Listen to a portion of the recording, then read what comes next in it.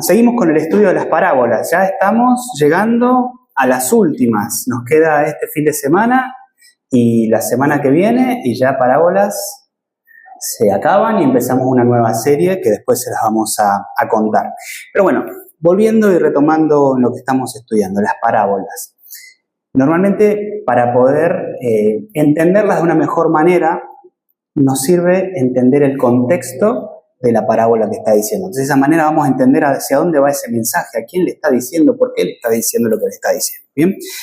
Entonces vamos a pensar primero en esta parábola, ¿dónde estamos parados? ¿En qué momento? En el cuándo y en el dónde. ¿Dónde se produce esto? Se produce en el Monte de los Olivos y esta es la última semana de vida del Señor Jesucristo. ¿Sí? Este último discurso, estos últimos discursos que se dan aquí, son ya cuando el Señor está ya listo para entregar su vida. Y no es un detalle menor porque justamente la parábola tiene que ver un poco con esto. De hecho, ¿a quiénes va dirigida la parábola? Fundamentalmente le está hablando a sus discípulos, ¿bien? A los que estaban con él durante todo ese periodo del ministerio que él llevó por delante. Ahora, ¿cuál es el motivo, el propósito de esta parábola? ¿Por qué el Señor les dice esto? Entiendo que el Señor lo que está tratando de marcarles a ellos es que, bueno, yo estoy a punto de morir, de entregar mi vida. Él sabía muy claramente que iba a resucitar y que iba a ascender, pero ellos necesitaban entender la urgencia de, en este tiempo, mientras yo haciendo y voy con el Padre y hasta que yo vuelva, la urgencia y la necesidad de la fidelidad de ustedes en el servicio en lo cual yo les he entregado y he encomendado a ustedes. Entonces, este es el propósito principal de esta parábola. El Señor a sus discípulos les quiere decir, cuidado, porque a ustedes les han sido dados dones, les han sido dados recursos, conocimiento, han compartido tiempo conmigo y les va a ser dada una misión, porque de hecho sabemos que después en Mateo 28 llega la gran comisión. Entonces el Señor está preparando el terreno para esto. Bien, este es el contexto, ¿sí? Dónde estamos ubicados, a quiénes fue dicho, el por qué fue dicho, el tiempo en el que fue dicho. Tenemos ahí un Señor ya preparándose para la entrega. Por ende, tenemos que ver cómo esa parábola nos afecta a nosotros, qué nos está queriendo decir a nosotros y cómo la podemos aplicar en nuestra vida. Cuando hacemos el curso hablamos de los famosos puentes, cómo lo traemos hacia nuestro lado, cómo lo traemos a una aplicación personal para nosotros, cómo puede ser de utilidad para nuestra vida. Bien, entonces vamos a analizar el pasaje en tres grandes, digamos, áreas, tres grandes grupos, y de cada una nos vamos a llevar algunos desafíos para hacer en nuestra casa, ¿bien? Pues saben que a mí me gusta esto de hacer la listita, anotarnos y todo eso, ¿bien? En la primera parte que vamos a trabajar hoy es la encomendación, ¿sí? La encomienda que le da el Señor, en este caso, este Señor, a sus siervos, ¿bien? Y vamos a desmenuzar un poquito esa parte porque nos vamos a llevar algunos detalles que creo que son interesantes para nuestra vida, que tenemos que entenderlos de aquí, ¿bien? Bueno, en la imagen vemos que claramente ese Señor del cual están hablando, ¿quién es? Es el Señor Jesús mismo, ¿no? Que está dando esa encomienda. Ahora, fíjense que no está diciendo que se lo da a sus amigos, a sus empleados, sino a quienes les da la encomienda, a sus siervos. Y a mí me parece que esto es lo primero que tenemos que sacar para nuestras vidas y que tenemos que entender que ese es nuestro rol frente al Señor. El Señor nos ha dado a nosotros, y vamos a verlo ahora, ¿no? Recursos, dones, talentos, y nosotros somos siervos de ese Señor. Aquellos que hemos entregado nuestra vida y que el Señor nos ha dado, somos siervos. Por ende, ¿cuál es la característica fundamental del siervo? Que realmente nada le pertenece.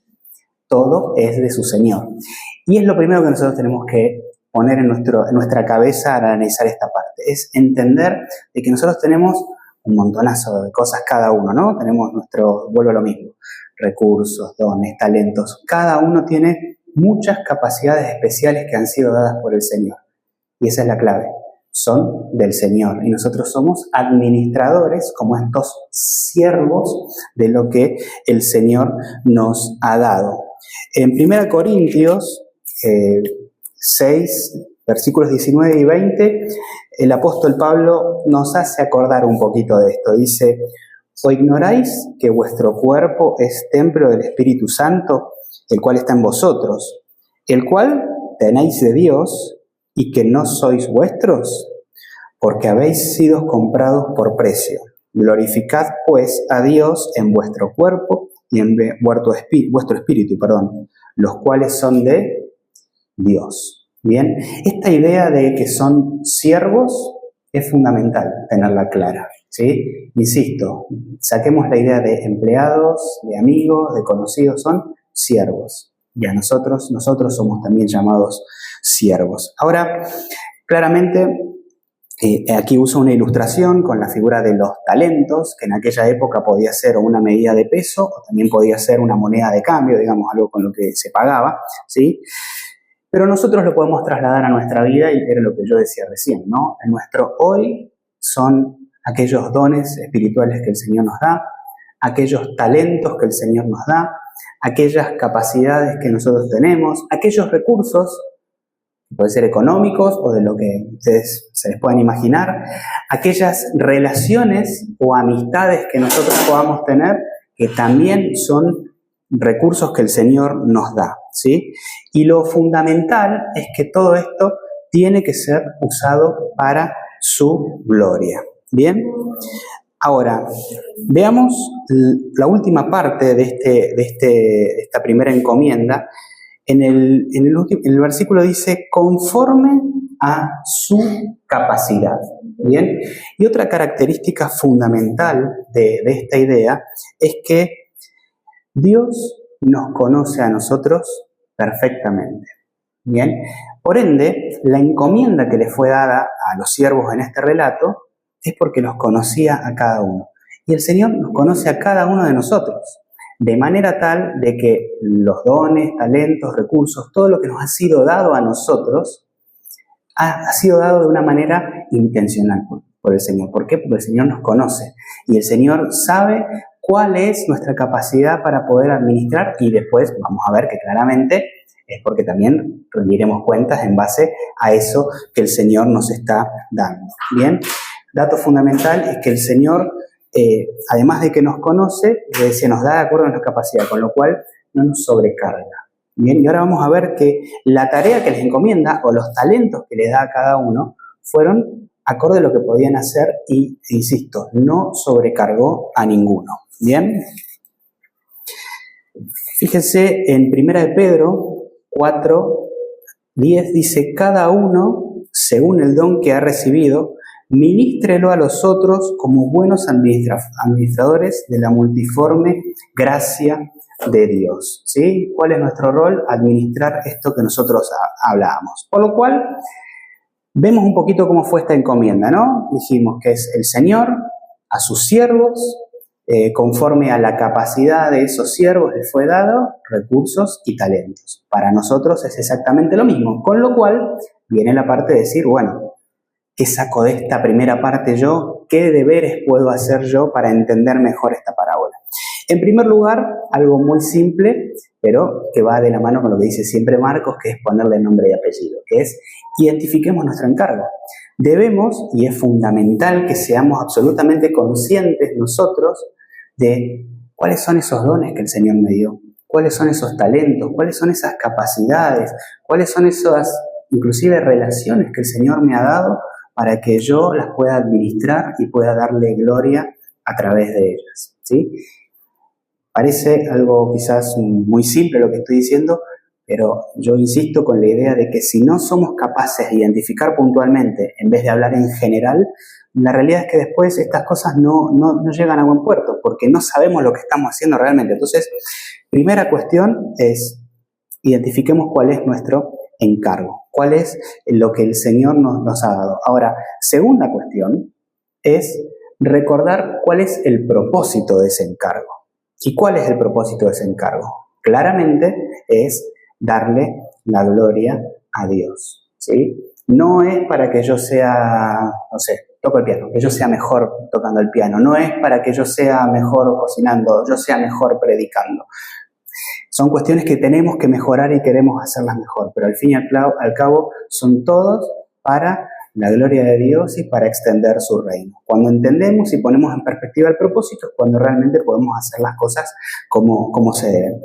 Y acá viene un punto muy importante, porque yo les hablaba esto de según la capacidad y a cada uno le fue dado algo.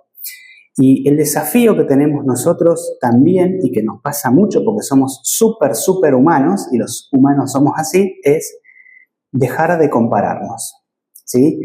Es muy común que nosotros veamos y digamos, pero a este es el que le toca predicar en un estadio gigante y yo tengo que predicar ahí en un descampado con 3 personas que no me puedo ni sentar, me está dando el sol.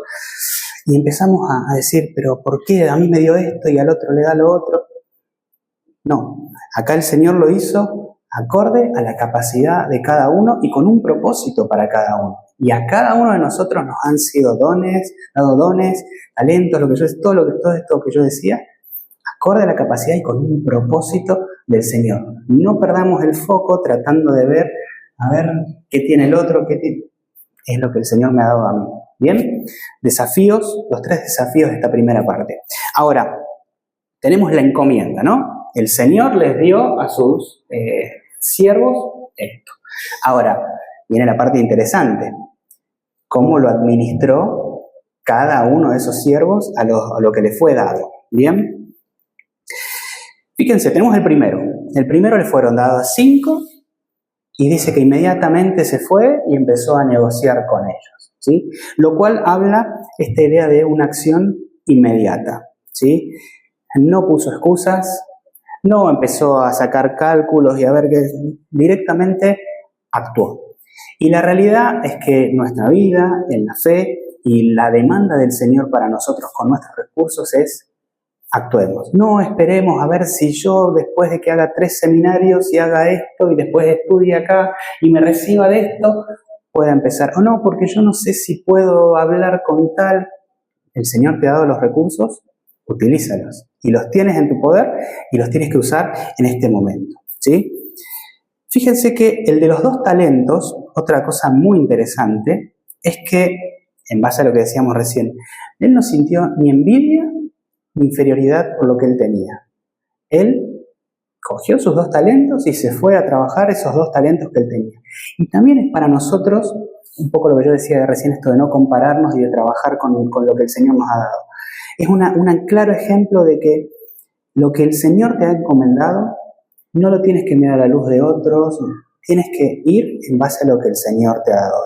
Y ese personaje creo que es de muy buena aplicación para el día de hoy, porque estamos en un mundo donde normalmente estamos siempre mirando a los costados a ver cuánto tiene este, cuánto hace el otro, que aquella otra iglesia, que este otro ministerio, que este otro pastor. Estamos siempre en la típica comparativa, la envidia, y aquí nos enseña claramente que no, se puso el foco, enfocó en su vista en el Señor y en lo que el Señor le había pedido, el encargo que el Señor le había dado. Bien, entonces tenemos ya los primeros 2, y ahora llega el ejemplo malo, el que lo hizo mal. Fíjense que el que administró de una manera incorrecta, ¿qué hizo? Cavó en la tierra y escondió el talento para que nadie se lo robara. Y a mí la idea del cavar en un pozo me hace acordar mucho en los dibujos animados cuando uno veía de las avestruces que metían la cabeza abajo de la tierra para que no las cazaran, no las persiguieran. ¿Y con qué lo asocio? Con el miedo, con la pasividad. Lo asocio inclusive con una falta de confianza y de fe de quien me está dando esto, ¿sí? Y claramente en el reino de Dios y en nuestro obrar para el Señor son cosas que tenemos que evitar. Tenemos que buscar evitar el miedo, y ahora vamos a ver también por qué no tenemos que tener miedo. Tenemos que evitar el miedo, tenemos que evitar esta pasividad, esto de no hacer, esto de decir, bueno, si yo lo dejo acá y me quedo acá, y vengo los domingos y canto estas canciones, estudio la Biblia, ya está, más o menos lo voy a mantener bien, y acá está la llevo buena y estamos bien, ¿sí? Tenemos que evitar eso. Claramente aquí lo que nos está mostrando es de que obró mal al tener miedo, al no jugarse por eso, ¿sí? Al fin y al cabo, fíjense que son tres personas que tuvieron tres cantidades que administrar y con tres resultados diferentes, ¿no? Más allá de que vemos que el último no era el esperado, ¿no? Pero los otros tuvieron un resultado diferente. Y para el Señor es así, el Señor no quiere que seamos todos iguales, que todos demos 10 talentos como el coso. Al que se le dio 5 y dio 10, perfecto. Al que se le dio 2 y multiplicó, perfecto. El Señor no es que quiere que seamos todos un calco y que demos todos exactamente lo mismo. A cada uno su talento, a cada uno su misión, su propósito y espera de cada uno en particular, no en todos iguales y comparándolos a todos, ¿sí? Colosenses 3:23 dice: todo lo que hagáis, hacedlo de corazón como para el Señor y no para los hombres. Y Spurgeon, que es un predicador que normalmente suelo citar, él decía: un cristiano perezoso es una contradicción, pensando en esta idea que yo decía de la pasividad. Un cristiano perezoso es una contradicción. Un siervo que no sirve no es un siervo. Por ende, veamos qué desafíos me deja a mí en mi día a día pensar en cómo administraron estas personas los talentos que fueron recibidos por ellos. En primer lugar, actuar hoy. El primer desafío que nosotros tenemos es: dejemos las excusas de lado y actuemos.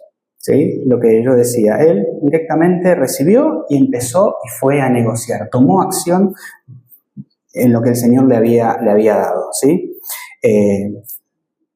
Normalmente tenemos esta idea de, bueno, vamos a esperar el mejor momento para hacerlo. Y si bien es verdad que el Señor a veces tiene sus tiempos para ciertas cuestiones, Él espera de nosotros que estemos dispuestos a actuar y a obrar. ¿Bien? Segunda cuestión: multiplicar lo que tenemos. ¿Sí? El segundo desafío es que multipliquemos lo que tenemos. ¿Qué quiere decir con esto? Es que estemos enfocados y dedicados a trabajar aquello que el Señor nos ha dado. Y de hecho, hoy tenemos justamente muchísimas multiplicidad de herramientas para multiplicar aquello que el Señor nos ha dado. ¿Sí? Y el desafío para nosotros es que de manera intencional lo trabajemos para poder multiplicarlo. ¿Sí? Y finalmente, lo que decía más temprano, que podemos romper con el miedo. ¿Sí? Que quitemos esa idea del miedo de nuestro corazón y le pidamos al Señor que nos ayude, claramente, porque nosotros no lo podríamos hacer por nuestra cuenta, pedirle al Señor que nos ayude a romper con el miedo, que nos ayude a dar ese paso. Y de hecho, también el Señor nos ha dado una gran herramienta, que son los hermanos. Y usemos a nuestros hermanos, apoyémonos a nuestros hermanos para también romper esas barreras del miedo que uno puede tener para llevar adelante aquello que el Señor nos ha dado. ¿Bien? Vimos en la encomienda, vimos cómo administró cada uno y qué ideas podemos sacar rápido de lo que administró cada uno. Ahora me gustaría que pudiéramos ver la tercera parte, que es la rendición de cuentas. Y lo que el Señor les dijo a cada uno de ellos cuando presentaron frente a Él lo que habían hecho. ¿Bien? Y lo primero que quiero que pensemos respecto de la rendición de cuentas es algo muy importante que dice el texto, que dice después de mucho tiempo o después de un largo tiempo. Y esto es importante porque nosotros tenemos como creyentes una esperanza hermosa, que es que el Señor volverá. Y eso es claro. El Señor va a venir. Y el Señor va a venir, vamos a estar en su presencia, pero el Señor va a venir para traer, ¿qué más? Juicio, y el juicio para todos. Y nosotros, los creyentes, rendiremos cuentas. Y este pasaje, que muchas veces, después de mucho tiempo, lo dejamos como pasar, como que es parte de esa esperanza que nosotros tenemos en la cabeza, que, bueno, la tenemos muy bien cimentada en la idea de la alegría, porque vendrá nuestro Señor, pero tenemos que tener también la conciencia de que va a ser también para que nosotros podamos rendir cuentas de aquello que el Señor nos ha dado, ¿sí? Por lo cual, el Señor viene pronto y también viene a que nosotros podamos rendir cuentas. Dice, ¿por qué es necesario? Esto es 2 Corintios 5:10, dice, ¿por qué es necesario que todos nosotros comparezcamos ante el tribunal de Cristo para que cada uno reciba según lo que haya hecho mientras estaba en el cuerpo, sea bueno o sea malo. Bien, fundamental que recordemos eso, ¿sí? Ese que dice después de un tiempo volvió, nuestro Señor viene, ¿eh? No nos olvidemos de esto y el para qué viene. Ahora, ¿cómo le fue en la rendición de cuentas a cada uno de estos siervos? Bueno, tenemos dos equipos, el equipo de los fieles y el equipo de los infieles. Al equipo de los fieles le fue bien y recibieron palabras que son muy agradables y que me gustaría que las pudiéramos analizar desde el punto de vista de cómo me gustaría a mí que el Señor me lo diga cuando vuelva. Recibieron aprobación porque les dijo, bien, buen siervo y fiel. Recibieron mayor responsabilidad. Al que tenía 2 le dijo, sobre poco me has sido fiel, sobre mucho te pondré. Que ahí podemos abrir un paréntesis para nosotros y cuidado que cuando estamos haciendo bien las cosas para el Señor o cuando estamos trabajando con el Señor y cuando estamos realmente dedicados a su obra, si nosotros pensamos que el premio es el descanso, estamos equivocados. El premio siempre es más servicio para el Señor, más oportunidades de servicio, por lo cual hay que darle gracias y gloria al Señor, pero es importante tener eso en cuenta. Y la tercera respuesta que reciben estos siervos fieles es que les dice, entra en el gozo de tu Señor, el gozo eterno, la comunión plena con nuestro Señor. Esos fueron los resultados de 3 buenas rendiciones de cuentas. ¿Bien? Ahora, el siervo infiel fue llamado negligente y malo. Y fíjense que no fue llamado negligente y malo por un tema de que moralmente era una mala persona, se portaba mal. No. Fue nombrado de esta manera por su omisión en cumplir la tarea que el Señor le había demandado, que su Señor le había dejado, ¿sí? Básicamente perdió su oportunidad de poder seguir sirviendo. Hay un teólogo del año 1700 en los Estados Unidos que se llamaba Jonathan Edwards y que él justamente hablaba de esta idea de vivir la vida a la luz de la eternidad y como si la rendición de cuentas fuera hoy mismo. Él siempre decía vivir constantemente pensando en esto. Y él decía, vivo con una sola pasión, glorificar a Dios al máximo con la vida que me ha dado, porque sé que un día yo rendiré cuentas.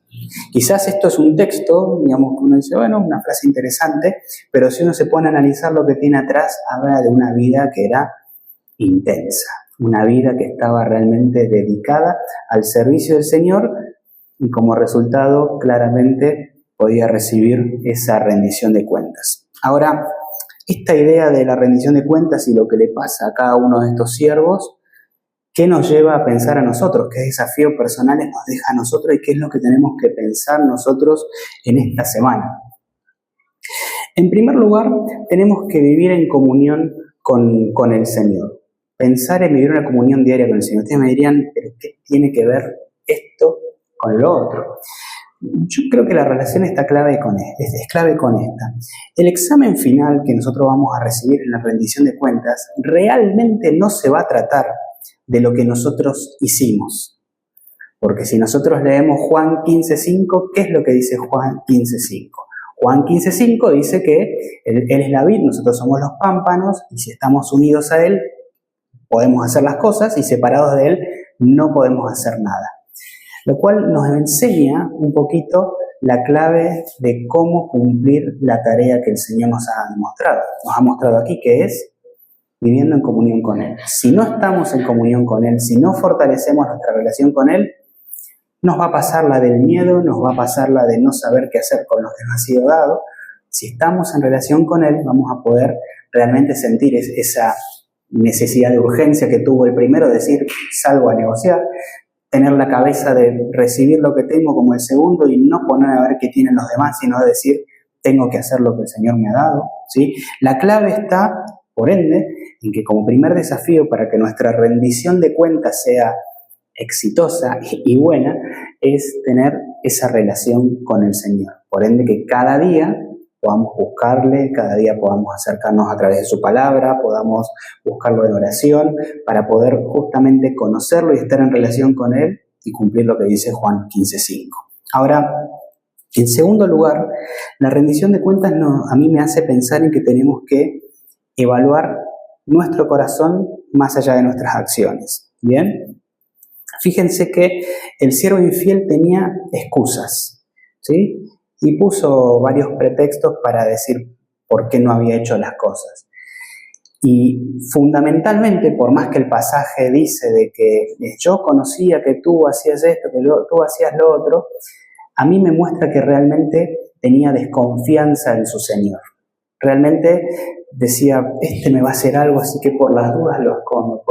Realmente no confiaba en ese Señor que le había dado los talentos. Y a nosotros es un llamado de atención, que muchas veces el Señor nos da dones, decimos siempre, dones, recursos, talentos, un montonazo de cosas que el Señor nos da, y a veces, por no confiar realmente en nuestro Señor, las enterramos, las escondemos, ponemos miedo, ponemos excusas en el medio antes de servirle al Señor a través de ellas. Por lo cual, lo primero que me tengo que poner a pensar yo es decir, mis decisiones del día a día reflejan que confío en el Señor, reflejan mi amor al Señor, reflejan de que realmente estoy buscando cumplir su misión o simplemente estoy buscando la manera de que no perder lo poquito que tengo para que cuando venga le diga, mira, lo cuide y nada más. Y en tercer lugar, la rendición de cuentas que vemos aquí, el accionar de estos siervos y el resultado que tuvieron, a mí me hace pensar de que tenemos que medir nuestra vida con una perspectiva de eternidad, lo cual es muy difícil, porque en el mundo hoy estamos acostumbrados a vivir en el hoy y no pasamos, ¿no? Todo se vive en el momento, en el ya. Pero nosotros tenemos que aprender a vivir nuestra vida pensando en la eternidad, como si el día de mañana o como si hoy mismo nuestro Señor viniera y nos viniera a hacer esa rendición de cuentas con Él, ¿sí? Y finalmente de esa manera deberíamos invertir en aquello que realmente vale la pena, ¿no? Estar en relación con Él, en buscar su palabra, en las almas que se pierden, las almas que necesitan del Señor, su reino, darle gloria a Él. 3 cuestiones: la encomienda, la administración de cada uno de estos y la rendición de cuentas. Creo que en cada una nos llevamos algo para pensar nosotros rápidamente. Y así como a los discípulos, el Señor en su momento les habló porque llegaban en un momento particular, porque de hecho ellos estaban entre la primera venida y la segunda venida. Ellos estaban en el mismo, si quieren, periodo de tiempo que nosotros, nada más que, bueno, ellos tenían la bendición que todavía lo tenían al Señor ahí, pero estaban en el mismo tiempo que nosotros. Y realmente esta parábola no es que busque en nosotros generar un sentido de culpa, de, bueno, si yo tengo uno y lo estoy escondiendo, yo en realidad estoy teniendo miedo, yo no estoy haciendo lo que sea. No busca esto, sino lo que busca es un poco el despertar a nuestra conciencia. ¿Por qué? Porque al fin y al cabo, lo que nosotros estamos pensando es que esto de lo que estamos hablando no es algo que tengamos que hacer porque es un deber, en realidad sí lo es. Lo estamos pensando como una respuesta. Es la respuesta amorosa que deberíamos tener todos nosotros en la administración de las cosas que el Señor nos da, en respuesta al amor de aquel que nos ha dado esto, que de hecho nos ha dado esto a un precio altísimo, que fue su sangre. Pablo nos recuerda esto: mirad pues con diligencia cómo andéis, no como necios, sino como sabios, aprovechando bien el tiempo, porque los días son malos. Por tanto, no seáis insensatos, sino entendidos de cuál sea la voluntad del Señor. Esto lo dice en Efesios 5, 15 al 17. Y ese aprovechar bien el tiempo que vemos en este pasaje, no se trata de esta idea de, bueno, salgo como loco y voy a hacer esto, voy a hacer lo otro y no me pongo a pensar, sino que es directamente toda una cosa atrás de la otra, que también podría pasar en una iglesia, que las cosas se hicieran así, una cosa atrás de la otra, sin pensar, sin ponernos a ver lo que el Señor quiere. No se trata de esto, sino que se trata de poner el foco en el Señor, dejarnos guiar por el Señor y por su voluntad y finalmente usar bien todo lo que Él nos ha dado para su gloria, que es básicamente lo que dice este pasaje. Es claro que un día lo vamos a ver al Señor cara a cara. Y cuando lo veamos cara a cara, el Señor nos va a pedir cuentas de lo que nosotros hemos recibido y cómo lo hemos administrado. Y quizás la clave para nosotros sería que pudiéramos vivir el día a día con una idea en la cabeza, como si hoy fuera nuestro último día y que con total esperanza y con total tranquilidad y con total alegría podríamos mirar al cielo y que el Señor nos diga: bien, buen siervo y fiel. Eso sería genial, que tenemos que vivir nuestra vida de esa manera. Insisto, no por el halago, no porque lo queramos hacer, sino porque esa respuesta del Señor sería una respuesta alegre de un Señor que está muy contento con un hijo que ha reaccionado en amor y en entrega a lo que ese Señor le ha dado. Y ese es el desafío para nosotros. Amén.